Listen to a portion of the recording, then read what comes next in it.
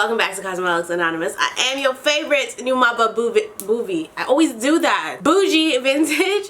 And today's video is a Love and Hip Hop review. I have decided to do ATL because after I watched the Super trailer, I said, bitch, I need to bring back my Love and Hip Hop reviews. Atlanta is probably one of the most poppin' seasons. Spin-offs. Out of all of the Love and Hip Hop franchises, Atlanta's definitely the one that's always filled with the most drama. It has the best cast, in my opinion. It's just all around a good show for the most part. I'm not going to be doing my makeup in this video, but in the future videos, I'll most likely be doing my makeup.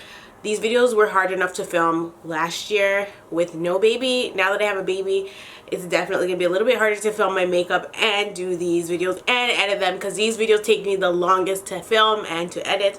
But today is not gonna take me long, and I'm super excited about that. So let's get it poppin'. The first thing that I'm gonna say is that I'm dead AF that Stevie is still in the opening credits because Jocelyn's no longer on the show. And he's the only guy out of the cast to be in the beginning of the show, with all the women, so I'm kind of confused by that. I'm happy to see Jessica Dime in the front, or in the opening credits. I'm not sure if she was in the opening credits last season, but she is now. Episode started off with Miguel Spice. She in at the place. I called it last year. I said Love and Hip Hop fucking Jamaica, and now Spice is in the show. She's gonna be a regular cast member. She's trying to venture into Atlanta. She said she's done with Jamaica. Since I called it last year, I'm gonna need Mona Scott to cut me a check, because I know Love and Hip Hop Jamaica will be fucking poppin', okay? That would be some Gaza if you ever did see it. I feel like my camera's too high. So just to catch you guys up, Mimi is now dating another woman. This woman is named Ty, and she's in the NBA. I'm pretty sure she had a scandal not too long ago. I'm not sure if this is the girl that had the scandal with the other WNBA star, and they had a surrogate baby or something like that, and there was all kinds of drama. I think that's her, but I'm not 100% sure, so don't quote me on that. I'm gonna Google that after and see if I'm right. Ty reminds me of Tootsie Time. Like, her face just looks like Tootsie's me. They look like they would be cousins or something. They look related AF. Jessica Dime looked amazing. You guys know I'm a Dime fan. I love me some Jessica Dime. I think she looks so gorgeous. She had a little blonde wig on or whatever. She looked super cute. She definitely has a new glow to her because of her engagement and stuff, and she said she's busy planning her wedding. I'm gonna assume Mona Scott's gonna be footing the bill for the wedding, and it's gonna be a VH1 special between her and Sean. And my girl Spice got her visa, no blood clot. I'm so excited that she's gonna be a regular cast member. Like, I'm super excited. I love Jamaica. Ugh. And so I'm excited that Spice is gonna be a regular cast member. She got her visa. Her visa's been approved, bitch. So all she needs now is her green card, and she's in there like swimwear, and so she's moving to Atlanta. Sierra is divorcing BB Gunn. If you guys remember, Sierra's drama from last season was hectic AF. She's divorcing Shooter is her man's name, but we call him, I couldn't remember what name we were calling him last year. Pellet? I couldn't remember, but we were calling him something. And so she's divorcing BB Gunn, and I'm happy because, I mean, their drama was just ridiculous, and she just seems super slow. Like, last year I was talking about how she seemed like she was, you know, she had a dunce cap on. And the last thing I need to touch on in this opening scene is the fact that Rashida was the person that was in confessional speaking over the events that were going on. And she had said in her confessional that she's not sure, or she may not know, if Kirk is the baby's father or not. And I said, bitch, we all know the answer to this question, so why are you acting dumb? Like, pissed me the hell off. Matter of fact, she actually said she may never know if Kirk is the father of that baby. I said, bitch, really? That's how in charge of your household you are? You're telling the viewers at home that you may never know if Kirk, your husband, is the father of somebody else's baby? You can run all the way up, because that was the dumbest shit I ever heard. If I'm out here and I hear that my man got a bitch pregnant, and if the bitch is wanting people to take paternity tests and all that, you better take that fucking test, and you better give me the fucking results, because I'm not about to be sitting here waiting around talking about some I may never know. Bitch, you guarantee, you could bet your last dollar, bet your bottom dollar, I'm going to find out, period. Anyway, the next scene is a slow-mo of Kirk Kirk peanut head ass. I can't even deal with him. I hate him every time he's on my screen. I literally hate him. He opens up about how things are going with him and Rashida. He's stating that he wants to win her back, but he's not sure that he can. And as of right now, their relationship only, first of all, get your life. Their relationship right now is focused on solely their children and business ventures. They never talk about moving forward in their relationship or anything like that. And bitch, I wouldn't either. He's lucky he even gets to be in the presence of Rashida. He's lucky. I'm telling you guys right now, if I were Rashida in the situation, the things them would not go on like this. Like, they wouldn't go on like this. I can't even fathom where her head is at. Like, I just can't. He would not be in my presence at all. In the next scene, we see that good old-fashioned Erica Mena is back in the Love and Hip Hop franchise. And if you guys recall, she tweeted this not too long ago. And she's been called out on many platforms for tweeting this. And she even commented on the Shade Room that it's Photoshop. But she was clearly joking. She needs to hold the L right here. So randomly, Jazzy Faye, which is a big producer in Atlanta, everybody know who Jazzy Faye is. He did all Sierra's records back in the day. Rock it, don't stop it. Everybody get on the floor. Okay? And he's picking up Erica Mena at the Clareport. The Clareport is the airport for rich people, y'all. Okay? I cannot believe that Erica is trying to venture into music again. Because the last time she did this shit, her voice sounded like drowning cats. I can't deal. It was horrible. And VH1's shady ass played the clip back of her singing. I'm hoping this time she goes into rapping because the bitch can't sing. Erica can't hold a note if you put the shit in her hand, bitch. Okay? Just it's a no-go. And so now Jazzy Faye is taking Erica under his big old wings. And he's gonna see if she has what it takes. And he's gonna try to help her out in the music industry. But I personally don't see Erica going far with music. I think this is more of a storyline for her. And on the topic of Jazzy Faye, I need to know why these big ass like to drive these small ass cars. This needs a caravan. This was out here in a Rolls Royce. The doors are open this way, okay? And he's getting in the car, and I'm looking at this to see his frame in the car, and I'm like, right, you need a caravan or something. Like, you need a more spacious car. Hell, he could drive a fucking Sonata. I got a Sonata, and it has pretty good room in the front for big like, he needs to drive a car that's appropriate. I get it, you're rich. You can buy whatever fucking car you want, okay? Right off the lot. But I'm gonna need these big to get bigger cars. Like, realistically, you look crazy.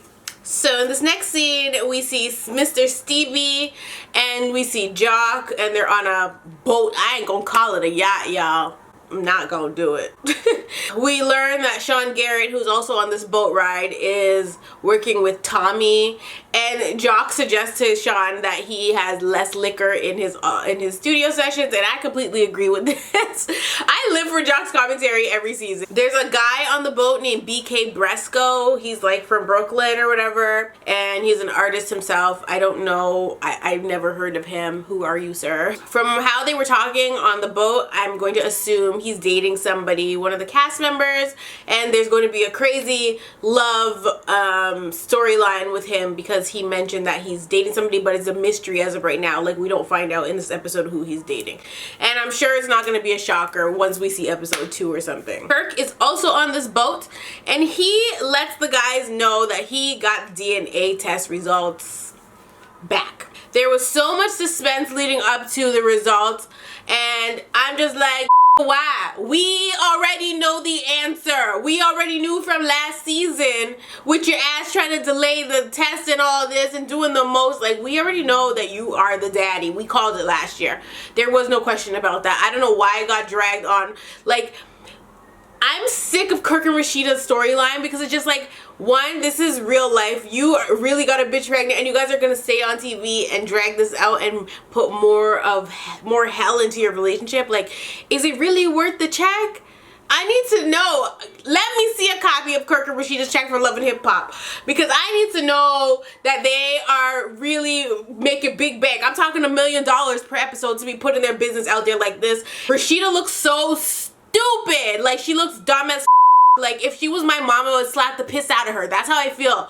I really feel like I would actually physically put my hands on her, like, if she was my mother. If you didn't catch that, Kirk gets the results. He knows he's the daddy. We're not gonna drag this out any long. He the fucking daddy. He's a dirty dick ass. Why are you these hoes raw? I need to know. So, because the guys he's with have fucking sense, they tell him, you need to tell Rashida. We should not be the first people you tell. And I'm just like, thank you. Because if my man did that to me and the first person he's telling, even though I already know the fucking answer, the first person he's telling are his boys, I already know, first of all, I already knew you didn't have respect for me, but now I know that you don't think much of me. I know that you think I must be fucking scum of the earth, that you didn't even come to me and tell me first, like I'm not the only person that deserves to know the truth. With all that being said, I personally know, feel, and think that Rashida's bitch ass ain't going no damn where. She's going to stay with Kirk regardless. She's gonna act like she's leaving. She's gonna do the most, and then in the end of it, she's still gonna be working with this and being with this. Like, she's scared to start over. She's scared to leave him. The day that Rashida says, I drew up divorce papers and I'm gonna sign them in front of y'all since I dragged you guys through all this other extra bullshit we didn't give a fuck about, then I will believe that she's leaving him. But until then, I know that she's gonna stick around because she's dumb. She's gonna keep allowing him to treat her the way he does. She needs Botox, but that's neither here nor there. And the reason I think that she's staying is because it's obvious that he's the dad and she hasn't filed for divorce yet. She hasn't gone ahead and made that step and said, I'm leaving this man. At the fact that it was even a possibility that he was somebody else's baby daddy, she should have left him. Now, it's not my relationship, okay, and you don't know what you would do if you were in that situation. Bitch, I know exactly what the fuck I would do. You're not having a baby on me. You're not gonna do it. Like, I'm crazy. You're not gonna have a baby on me. You're just not. I dare you. Like, I fucking dare you. I dare you, because you will no longer have a penis or a scrotum. Okay. Anyway, yeah, she ain't leaving him. She would have left him already if that was the case. At what point do you get tired of your man dogging you out? This is like, he's been cheating on a bitch since like season 1. Like, I'm confused. The next scene is a Tommy scene. Tommy shit. She got a pet pig, and I'm so mother effing jealous because I've always wanted a pet pig ever since Uptown Girls. Uptown Girls is one of my favorite movies. Shout out to Uptown Girls. Shout out to Brittany Murphy. Rest in peace, my love. Like, I freaking love Uptown Girls, and she got a cute little pet pig, and it's so adorable, and I totally want a pig. I want a pig. I'm gonna get a pig. I might get one. Right now, it appears that Tommy's whole family's living at her house, so I feel like she's trying to put her family on so everybody can secure a bag.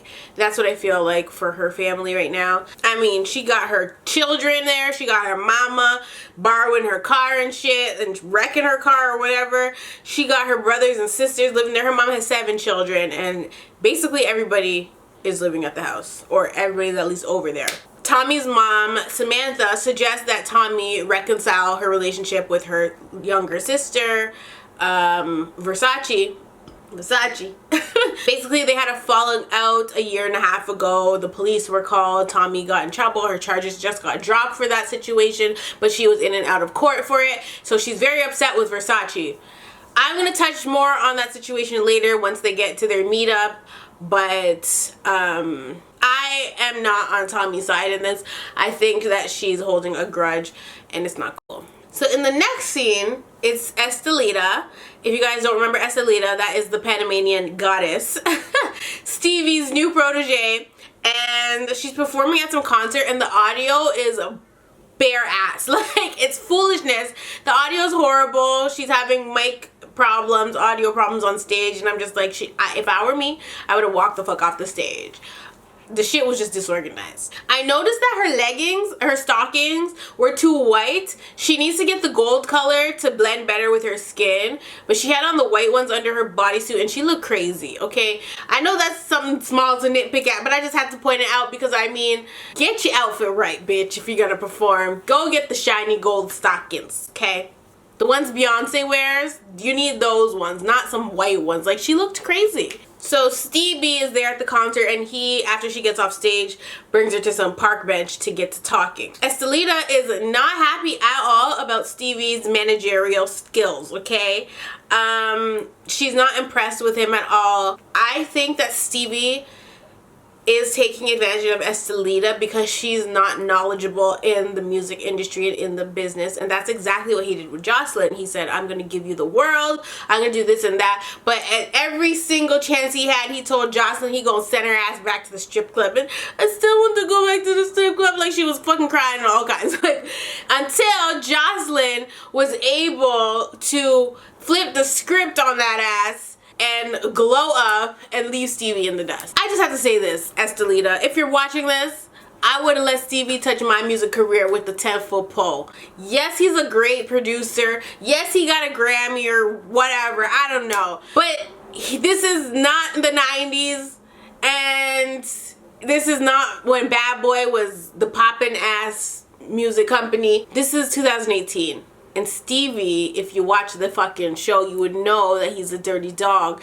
and that you should not have involved yourself with him to begin with. So I don't feel bad for Estelita, because at the end of the day, it doesn't take a rocket scientist to figure out that you're not going to pop with Stevie being your manager or whatever. Jocelyn's music career did not pop. They were together for a long time. Okay, Jocelyn will never pop, and Estelita, you're probably not gonna pop either with this guy as your manager, so just hang it up flat screen.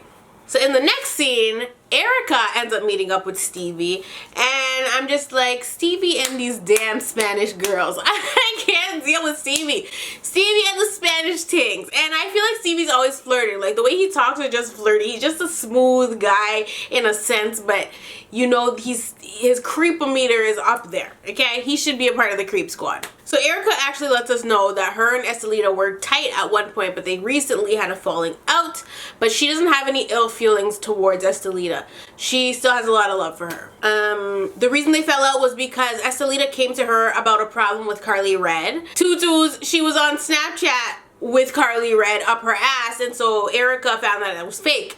If I was Erica, I would have dropped that hoe too. I've been in that kind of situation before. Don't talk shit about somebody to me and then go friend them up afterwards. Like, what are you really on? You should have just never said anything to begin with, and then I wouldn't think that you were a fake ass hoe, and then I wouldn't have to drop you as a friend. I don't like that fake shit. I just don't. So I agree with Erica in this sense. I would have cut that ass all the way off. Erica, for whatever reason, decides she's gonna ask Stevie about his relationship with Estelita, and I personally don't think that's any of Erica's business, but this is the storyline. It has to go this way. Mona said, ask Stevie, so she is asking Stevie. Stevie admits that he did in fact bang Estelita one time.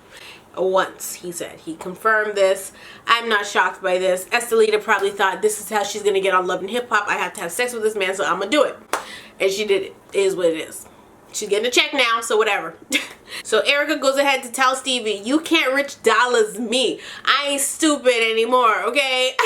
You can't rich dollars me. Stevie says you're comparing apples to prunes.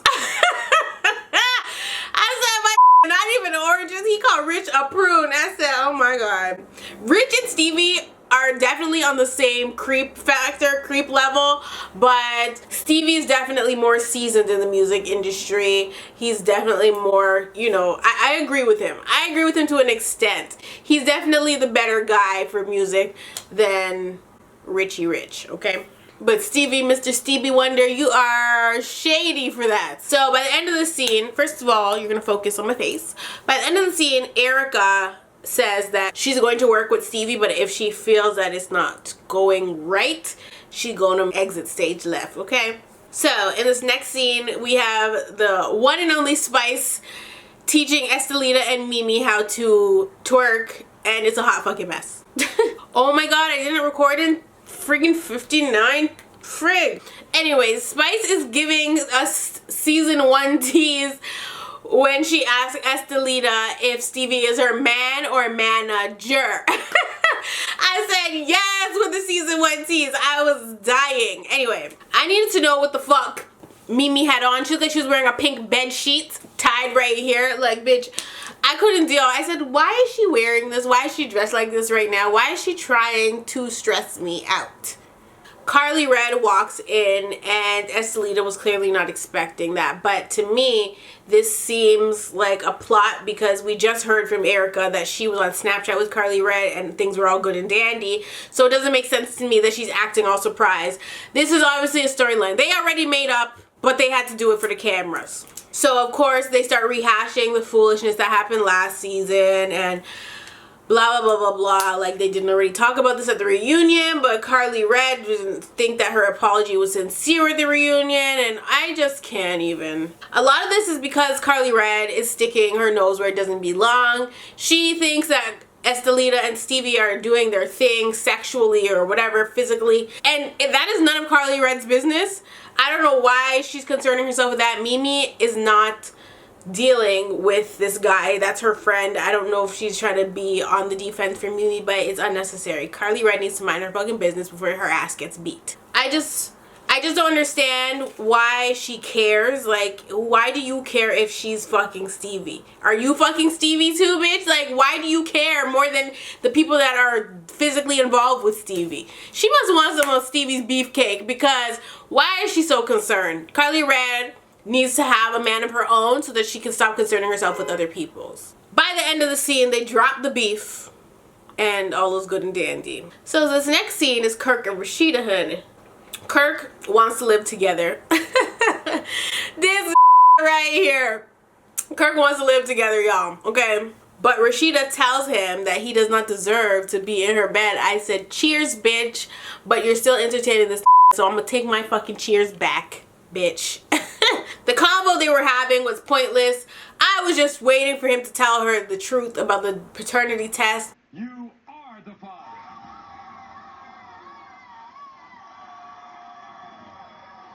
He finally tells her it's his baby. He didn't even say his line properly. He said, I got the results back from, he said, so I took the paternity test and it is me. The man said it is me. He didn't say I am the father. He did not say it is my baby. He said it is me. And what he meant by it is me is that is my baby. I am the father. I fucked Jasmine Blah and I got the bitch pregnant while I was married to you, bitch. And there's nothing you can do about it. That is what he should have said. But all he said was, it is me. He was not happy to tell her this information, to say the least. Once he tells her, she can barely even look at the man. I was looking at her, I said, I'm hurting for you. No, I'm not. I'm not hurting for you, because we already knew. You guys shouldn't even be having this conversation a whole season later. Like, really? Y'all waited to film? Really? Oh my God. She says there is no way she's gonna be able to just forget about this now. And I was just like, obviously, ma'am. Obviously you're not gonna be able to forget about this now. You were not gonna be able to forget about it, period. Anytime a guy cheats on a girl, that shit's in the back of your head for the rest of your life if you stay with that. So no matter what, you was never going to be able to just forget about it. And I didn't even know why that was even going to be one of the things you were trying to do. Of course she tells him he can't move in. So then she brings up their children and he says that he is going to have to talk to them and tell them and ray-tay-tay-tay-tay. All shit I don't care about, because the kids knew too. The kids aren't stupid. Now, Rashida's acting all tough and whatever, but at the end of the day, I said it earlier and I'm gonna say it again. She gonna stay with this for life, okay? And if I'm wrong, I will come on camera and eat my words, but I don't think I'm wrong in this situation. She gonna stay with this. She gonna act like she's not, but then she's gonna end up forgiving him in the end, and she's gonna have to turn off her comments on Instagram. That's what her life is going to be. But let me say this. Have a baby on me and you could go be with your new family, but you want to live in with me. Are you crazy? Are you crazy? Are you crazy? Yes, I am crazy. Oh my God. Anywho, moving on to the next scene, because I've had enough of Kirk and Rashida for a whole season and it's only the first episode. Okay, so Estelita is in a studio session with Stevie, and Stevie had told Erica to come to the studio session, or Erica said she was going to pop into the studio session, but it wasn't supposed to be an ambush type thing. He was supposed to tell Estelita that Erica was coming, but Stevie did not do that because Stevie is just a master manipulator. Of course, Estelita is feeling shook. Okay, she's not happy about Erica popping in because they had a falling out. They're not friends. So they get to talking, and Erica asks what the situation is between them two. Once again, something that is none of her business. She's acting like Carly Red. I'm not feeling it. She says, "Are you guys, you know, smushing?" And Estelita pulled a Stevie on Stevie because Stevie was talking about, you know, we might have did a and a and and so Estelita was talking about something I don't recall. That's the exact line Stevie said when it was them talking about Tommy, talking about his pulling out his beefcake in front of Tommy in the car and all kinds. He was talking about he don't recall.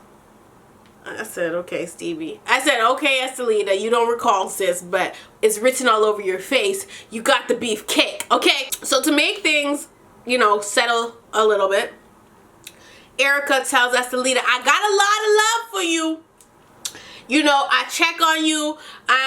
You know, I care about you, whatever, even though we're not cool. And that she didn't come here for the smoke, like she didn't come here to cause problems or anything like that. And so in confessional now, Erica's saying she understands why Estelita's not admitting to hooking up with Stevie, because if she were her, she wouldn't either, based on the way Stevie was treating Estelita in the studio session and seeing him interact and talk to her. I guess a lot was edited out, but she was saying she wouldn't admit it either.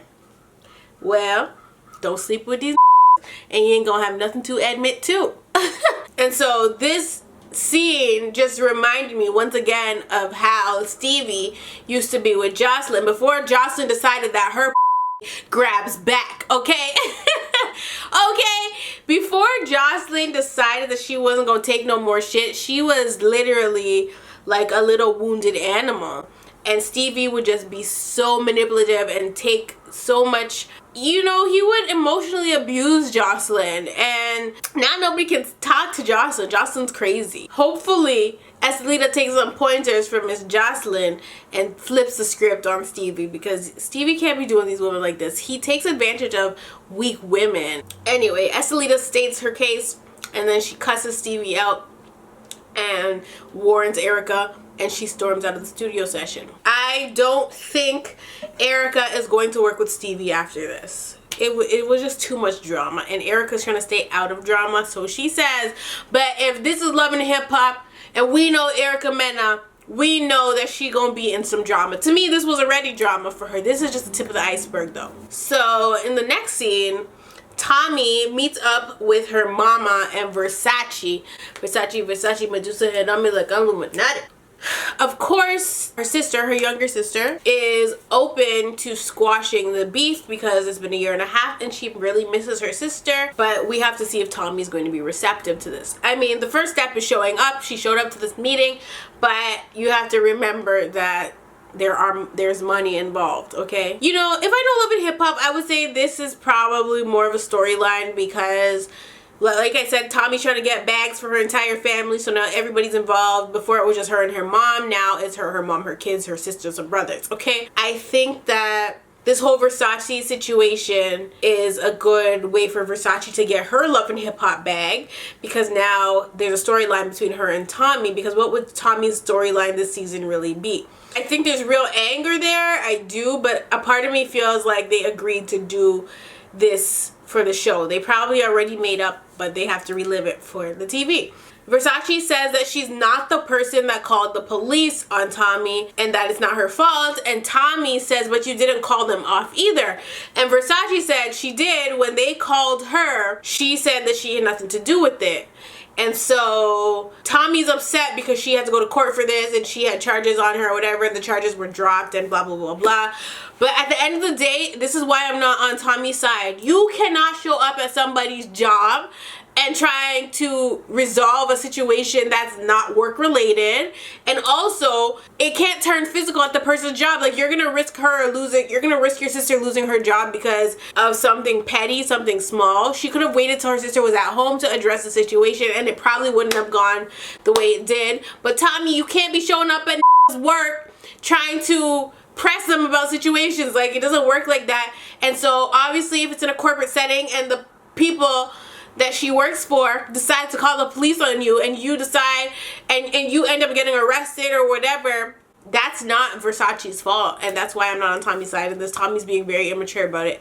At the end of the day, the charges were dropped. Let's drop it and move on. Family cannot be replaced, okay? And life is way too short to be beefing about something minuscule with your sister, your blood sister, and you know, it's not worth it.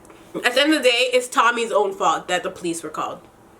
Anyway, because Tommy is blaming Versace for the situation, it's not registering with her, and I'm almost certain it was fucking alcohol in her coffee cup. Versace wasn't having it, and she decided that she's gonna try to walk out of the scene. And so Samantha, Tommy's mom, and Versace's mother as well, she tries to hold Versace down, like, to make her stay, or she tries to like hold her back, but Versace's like, let me go. So she gets to the door, Tommy's talking her shit or whatever, and so Versace's like, bitch, bye. She says it, and then she's about to push the door open. Tommy whips her drink at her. It goes above her head and hits the glass. Versace starts saying, and you missed ho, and you missed ho. And it was just a whole ratchet ghetto. But then by this point, the security has stepped in, and Tommy was trying to like lunge and get to her sister to fight her. We see the scene outside. All the Uber XL blacks are there or whatever, and Versace is getting into the Uber, and she's just mad because she got her ass beat once already or some bullshit like that. I said, oh my god, she beat up Tommy. Oh my god. But that probably is why Tommy's upset. Tommy's probably upset because Versace had the hands the day she showed up at her work and she beat her up. I don't know, we didn't see it, there was no footage, so we don't know what happened. And that was the end of that scene. The next scene is basically where the episode ends. It just cuts off like a motherfucker. Jasmine Blah, Kirk's new baby mama, shows up at Press ATL looking for Rashida, but Kirk's daughter and Rashida's mom is there because they work there, and she basically comes in and introduces herself, and they're like, we know who you are. It's like, you didn't need to introduce yourself kind of thing, but they was real salty about it, and I will be too. Okay, but she's coming to look for Rashida, and I can't wait to actually see her and Rashida in a scene together, because Rashida's always trying to act like, you know, she doesn't need to talk to Jasmine about anything, but I don't agree with that. I think them bitches need to sit down and figure something out, because as of right now, y'all sharing a family, bitch. That's your family right there. So yeah, we're gonna obviously see the continuation of that next Monday, where I will see y'all. Make sure y'all leave all the comments. Tell me what you thought about this first episode. I'm really excited about this season. Otherwise, I would not be sitting here doing this video. Okay? Anyway, I love you all, and I will definitely see you in the next one.